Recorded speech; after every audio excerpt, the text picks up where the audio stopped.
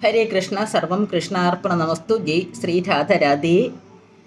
എൻ്റെ ചാനലായ കൃഷ്ണതീർത്ഥത്തിലേക്ക് എല്ലാവർക്കും സ്വാഗതം. ഞാനിന്നിവിടെ പറയാൻ പോകുന്നത് ഏകാദശി വ്രതത്തിനെ കുറിച്ചാണ്. എല്ലാവർക്കും ഏകാദശി വ്രതം എടുക്കുന്നുണ്ടല്ലോ. നമുക്ക് വർഷത്തിൽ 24 ഏകാദശിയുണ്ട്. കാരണം ഒരു മാസത്തിൽ 2 ഏകാദശി വരാറുണ്ട്. ശുക്ലപക്ഷ ഏകാദശിയും കൃഷ്ണ ഏകാദശിയും. ഇതിൽ ഏറ്റവും പ്രധാനം എന്ന് പറഞ്ഞാൽ ശുക്ലപക്ഷ ഏകാദശിയാണ്. കൃഷ്ണപക്ഷവും പ്രധാനം അല്ല എന്ന് ഞാൻ പറയുന്നില്ല. അതിനെക്കാട്ടി ഒരുപടി മുന്നിലാണ് നമ്മൾക്ക് ശുക്ലപക്ഷ ഏകാദശി. അത് വിഷ്ണുവിനെ ഭജിക്കുന്നതാണ് ശുക്ലപക്ഷ ഏകാദശി. നമ്മൾ വൈകുണ്ഠത്തിൽ നമ്മൾ എല്ലാ പാപങ്ങളും, നാട്ടിലെ പാപങ്ങളെല്ലാം തീർത്ത് നമ്മൾ വൈകുണ്ഠാധിപനായ വിഷ്ണുവിൻ്റെ അടുത്ത് പോകുന്നതിന് വേണ്ടിയാണ്, നമ്മളുടെ പാപമോചനത്തിന് വേണ്ടിയാണ് നമ്മൾ വൈകുണ്ഠ ഏകാദശി എടുക്കുന്നത്.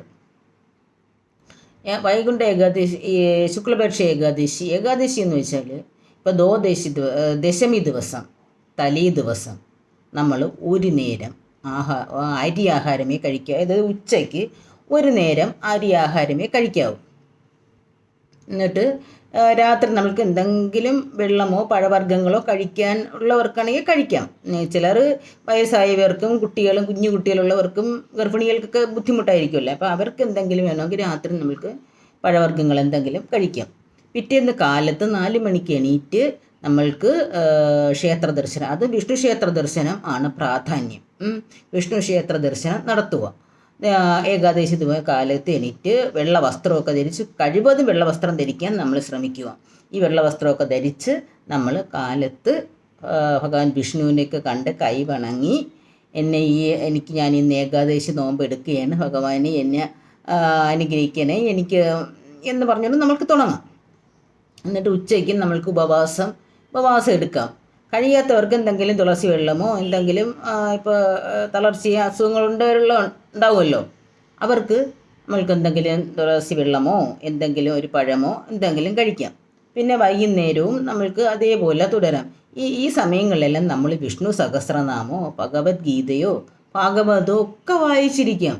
കഴിവതും നമ്മൾ മൗനവ്രതം എടുക്കുന്നതാണ് ഏറ്റവും നല്ലത്. ഭഗവാന്റെ സ്തുതികൾ മാത്രം നാവിൽ വരാവൂ. അതായത് നല്ല കാര്യങ്ങൾ മാത്രമേ അന്ന് ചിന്തിക്കാവൂ.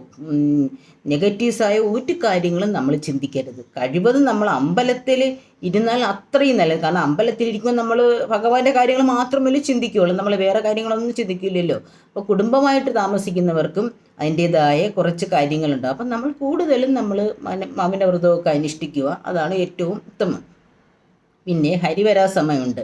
രാത്രി ചിലപ്പോൾ 7 മണി തൊട്ടോ 8 മണി തൊട്ടോ ഒക്കെയായിരിക്കും ഹരിവരാസ സമയം. അത് ഓരോ പ്രാവശ്യം സമയങ്ങൾ അമ്പലത്തിലൊക്കെ എഴുതി വെച്ച് അറിയിക്കാറുണ്ട്. പിന്നെ അല്ലെങ്കിൽ നമ്മൾക്ക് ചിലപ്പോൾ നമ്മളുടെ ചാനലിൽ നിന്നൊക്കെ കിട്ടാറുണ്ട്. ആ സമയം കഴിവതും നമ്മൾ ഒരു വെള്ളം പോലും കുടിക്കാതിരിക്കാൻ ശ്രമിക്കുക. അപ്പോൾ ഭഗവാന്റെ നാമങ്ങൾ മാത്രം ഉച്ചരിച്ചു കൊണ്ട് ഇരിക്കുക. അല്ലാതെ വെള്ളമോ ഒന്നും ആ സമയത്ത്, ഹരിവരാ സമയം അത്രയേറെ പ്രാധാന്യമുള്ളതാണ്. ആ സമയത്ത് നമ്മൾ വെള്ളമൊന്നും കഴിക്കാൻ പാടില്ല. പിന്നെ രാത്രി നമ്മൾക്ക് മെത്തയിലൊന്നും കിടക്കാതെ നമ്മൾ തറയിൽ പാവിരിച്ച് ഒറ്റയ്ക്ക് ശയിക്കുന്നതാണ് ഏറ്റവും നല്ലത്. ഏകാദശി നോമ്പെന്ന് വെച്ചാൽ അത്രയേറെ കാഠിന്യമുള്ള നോമ്പാണ്. അംബരീഷ് മഹാരാജാവ് എടുത്ത് അതിൻ്റെ പുണ്യം കിട്ടിയതൊക്കെ അറിയാമല്ലോ. അതൊക്കെ അങ്ങനെ ഒരു കഥയുണ്ട് അംബരീഷ് മഹാരാജാവിൻ്റെ.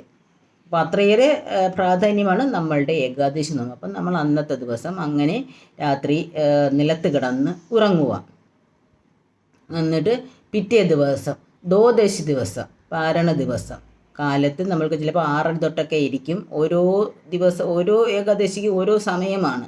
ആ പാരണയൊക്കെ വീടി അമ്പലത്തിൽ പോയി ഭഗവാനോടൊക്കെ പ്രാർത്ഥിച്ച്, ഞാൻ ഏകാദശി നോമ്പെടുത്ത് ഭഗവാനെ എനിക്ക് ഇതിൻ്റെ പൂർണ്ണ രൂപം തരണേ എന്ന് പറഞ്ഞിട്ട് എനിക്ക് പാരണ വിടാം. നമുക്ക് പാരണ വീടിയതിന് ശേഷം വീട്ടിൽ വന്നതിന് ശേഷം പക്ഷേ നോമ്പ് മുറിഞ്ഞിട്ടില്ല. നോമ്പ് നമ്മൾ പാരണ വീട്ടിലേ ഉള്ളൂ. അന്നും നമ്മൾക്ക് നോമ്പായിട്ട് നിൽക്കാം. പക്ഷേ അന്ന് നമ്മൾക്ക് ലഘുവായിട്ടുള്ള ആഹാരങ്ങളൊക്കെ കഴിച്ചു തുടങ്ങാം, അരി ആഹാരങ്ങളൊക്കെ കഴിച്ചു തുടങ്ങാം. പക്ഷേ അപ്പോഴും വെജിറ്റേറിയൻ ആയിരിക്കണം, ഭയഭക്തിയോടായിരിക്കണം. ആ നോമ്പും അന്നത്തെ ദിവസം വിളക്ക് കത്തിക്കുന്നവർ അതും ആ നോമ്പോടുകൂടി നമ്മൾക്ക് തുടരാം. പിന്നെ സ്വർഗവാതിൽ ഏകാദശി ആയാലും ഗുരുവായൂർ ഏകാദശി ആയാലും ഇതെല്ലാം വരുന്നത് ശുക്ലപക്ഷത്താണ്. ഭീമൈക ഏകാദശി, അത് ഭീമൈക ഏകാദശി എന്ന് വെച്ചാൽ ഭീമൻ എടുത്ത ഒരു ഏകാദശിയാണ്. കാരണം ഭീമൻ എന്ന് വെച്ചാൽ ആഹാരം കഴിക്കുന്ന ഒരു വ്യക്തിയാണ്. ആഹാരം ഇല്ലാതെ ഭീമന് കഴിയാൻ പറ്റത്തില്ല. അപ്പോൾ ആ ഭീമൻ പേര് ആഹാരത്തിനെ ത്യജിച്ച് നമ്മൾക്ക് എടുത്ത ഭഗവാന്റെ ഒരു പുണ്യം കിട്ടാൻ വേണ്ടി എടുത്തതാണ്. അതാണ് ഭീമേക. പിന്നെ പുത്രത ഏകാദശി ഉണ്ട്. അതൊക്കെ അതെല്ലാം ശുക്ലപക്ഷത്തിലാണ് വരുന്നത്. അത് ഏതും പ്രധാനപ്പെട്ട ഏകാദശിയാണ്. പിന്നെ ഈ സ്വർഗവാതിൽ ഏകാദശി എന്ന് വെച്ചാൽ അത് നമുക്ക് ധനുമാസത്തിലാണ് വരുന്നത്. അപ്പോൾ ആ ദിവസം എന്ന് വെച്ചാൽ നമ്മൾ സ്വർഗവാതിൽ വൈകുണ്ഠാധിപൻ്റെ ഏകാദശിയാണ് സ്വർഗവാതിൽ ഏകാദശി എന്ന് പറയുന്നത്. അന്ന് ദിവസം നമ്മൾ അമ്പലത്തിൽ പോവുകയാണ്. പോകുന്നതിന് നമ്മൾ ആദ്യം നമ്മൾ ചെല്ലുന്നത് ഫസ്റ്റ് വാതിൽ കൂടെ ഇരിക്കും. എന്നതിന് ശേഷം നമ്മൾ പ്രദക്ഷിണം കഴിഞ്ഞ് ഭഗവാനെ കണ്ട് വണങ്ങിയതിന് ശേഷം നമ്മൾ പുറത്തിറങ്ങുമ്പോൾ ഒന്നീ ബേക്കിലത്തെ വാതിൽ കൂടെയോ ഏതെങ്കിലും വടക്ക് വശത്തോ പടിഞ്ഞാറ് വശത്തോ ഉള്ള ഏതെങ്കിലും ഒരു വാതിൽ കൂടെ വേണം നമ്മൾ അമ്പലത്തിൽ നിന്ന് പുറത്തിറങ്ങേണ്ടത്.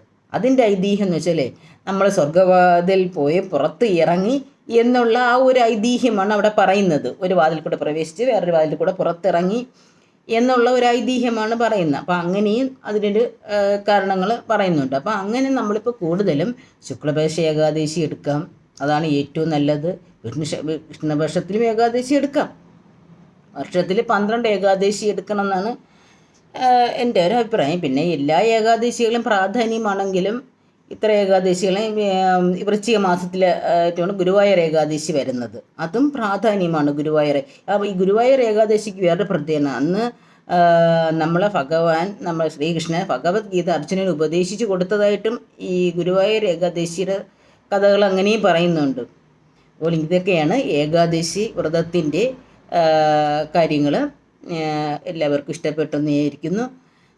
ഇഷ്ടപ്പെട്ടെങ്കിൽ ലൈക്ക് ചെയ്യാൻ മറക്കരുത്. ഹരേ കൃഷ്ണ. സർവം കൃഷ്ണാർപ്പണ നമസ്തു. ജയ് ശ്രീരാധ രാധേ.